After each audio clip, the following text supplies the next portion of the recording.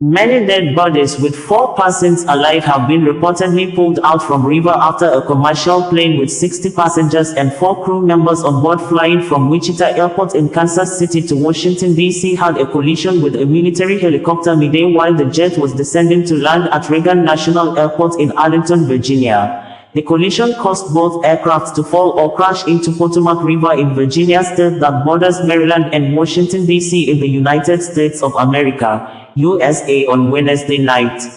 As at the time of filing in this report on Thursday afternoon, more rescue boats were seen inside the Potomac River with more than 300 rescue team members who continued to search for survivors, and the small passengers plane had been pulled out of the river. Local media reported that at least 18 bodies had been recovered as of 12:30 a.m. Thursday, and there are 3 debris fields from the crash, police reportedly told newsmen. The U.S. Black Hawk military helicopter was said to be in training when it had a collision with Flight 5342 that had 64 people on board. Fatalities have been confirmed, and law enforcement and rescue teams are on site, according to live footage published by Reuters on its Facebook handle on Thursday afternoon. An Earthcam captured footage of the collision where the passenger's jet and the military helicopter exploded with a ball fire before both fell into the river, as seen in the video footage. All takeoffs and landings at Reagan National Airport are currently paused, according to the airport authorities. 64 people aboard the passenger jet, American Airlines says, and 3 soldiers aboard the helicopter, a U.S. official said.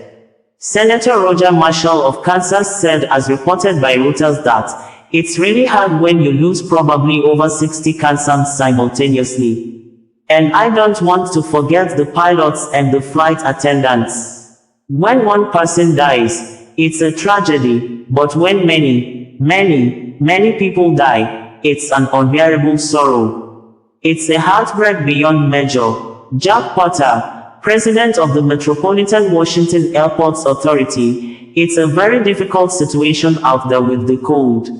It's very dark, but there are numerous boats out there. There are dive teams out there. John Donnelly, Fire and EMS Chief, Washington, D.C., at 8:58, the first units arrived on the scene and found an aircraft in the water and began rescue operations. This incident has grown. There's currently about 300 responders working. It's a highly complex operation. The conditions out there are extremely rough for the responders. It's cold. They are dealing with relatively windy conditions. U.S. Transportation Secretary Sean Duffy says he spoke to President Trump, and his department would offer full support to those on the ground. D.C. Mayor Muriel Bowser, they are working diligently in very dark and cold conditions, cold water, to execute this rescue operation. CBS News reported that at least 18 bodies have been recovered so far, citing a police official. 2 sources told Reuters multiple bodies, over 40 persons, have been reported dead in a stampede that occurred early morning night on Wednesday at Maha Kumbh Mela, a Hindu religious festival that holds once in 12 years, that is touted to be the largest human gathering in the world, with over 100 million people estimated to have gathered to bathe in the holy river waters in India. International news agencies reported that nearly 40 people were killed in India's northern state of Uttar Pradesh on Wednesday, and several others injured in a pre-dawn or early morning night stampede at the Maha Kumbh Mela. According to residents, the Maha Kumbh Mela takes place every 12 years in the Indian city of Prayagraj, about 90 miles west of the holy city of Varanasi in Uttar Pradesh, when an estimated 100 million people gather to bathe in holy river waters at the confluence of the Ganges, the Yamuna and the Saraswati rivers. It was gathered that a large number of people began descending upon Prayagraj on Tuesday evening as the most auspicious day of the festival, which saw almost 200 million attendees in its first 2 weeks visited the city for the Hindu festival. Reuters reported that the stampede occurred between 1 a.m. and 2 a.m. on Wednesday as tens of millions gathered at the confluence of holy rivers in Prayagraj city to take a holy dip in the waters on the festival's most auspicious day. The stampede occurred when several devotees tried to jump the barricades put up to manage the crowds during the ascetics' holy day, officials said. Some witnesses spoke of roads to the water being closed, bringing the large crowd to a standstill and causing some people to collapse due to suffocation, while others began pushing, pulling, and climbing over them in an effort to escape, according to Reuters. At least nearly 40 people were confirmed dead and several others injured in a crowd crush at the Mahakumbh Mela in northern India, as tens of millions gathered to take the holy dip on the most auspicious day of the 6-week Hindu festival. We learned that India officials deployed a special crisis unit for rescue efforts, while Prime Minister Narendra Modi directed authorities to ensure relief measures. Drone footage posted online captured massive crowds as tens of millions of Hindus arrived to take ritual baths in the sacred rivers. Authorities have confirmed 40 deaths, with the toll expected to rise as many victims remain unidentified.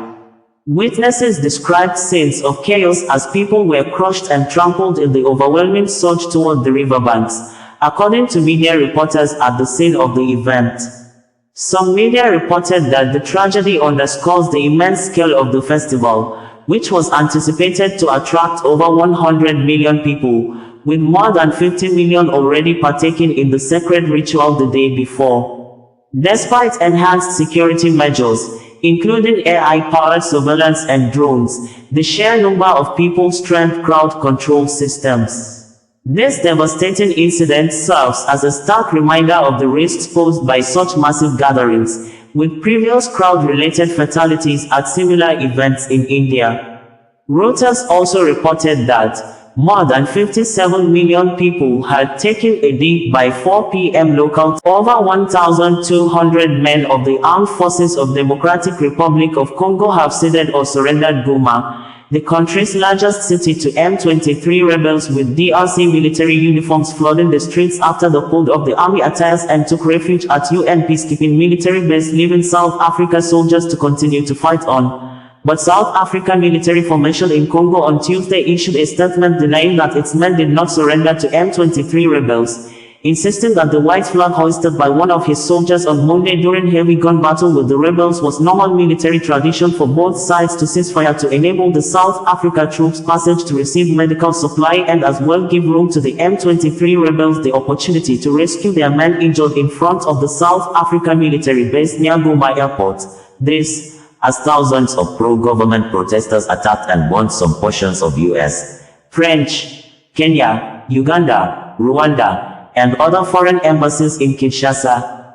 It was gathered that protesters burned tires and threw stones in front of the U.S. Embassy's main compound, according to local news reports, and breached the site of a new embassy building that is under construction, according to an American official in Kinshasa who spoke on condition of anonymity to preserve staff safety. The site was later secured and no one was injured, the official said, as reported by the New York Times. Reuters reported that Goma residents and UN sources said dozens of troops had surrendered, but some soldiers and pro-government militiamen were holding out. People in several neighborhoods reported small arms fire and some loud explosions on Tuesday morning. By Tuesday afternoon, several diplomatic and security sources said the M23 rebels had taken full control of the airport, putting them in charge of a vital link to the outside world. According to Reuters, M23 is the latest in a string of ethnic Tutsi-led, Rwandan-backed insurgencies that have brought tumult to Congo since the aftermath of the genocide in Rwanda 30 years ago, when Hutu extremists killed Tutsis and moderate Hutus, and then were toppled by the Tutsi-led forces that still govern Rwanda.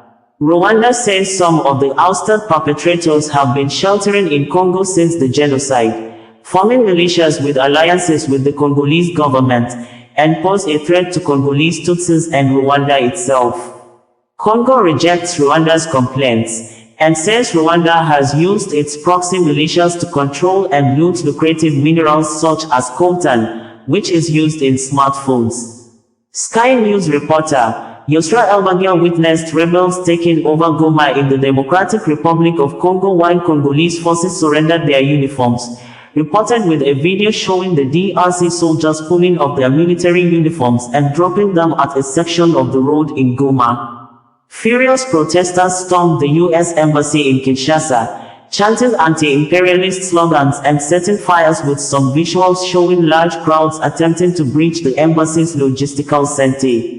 Also in the Congolese capital Kinshasa, which is about 1,600 kilometers, 1,000 miles, west of Goma, protesters attacked a UN compound and bringing you the news in a more digital way.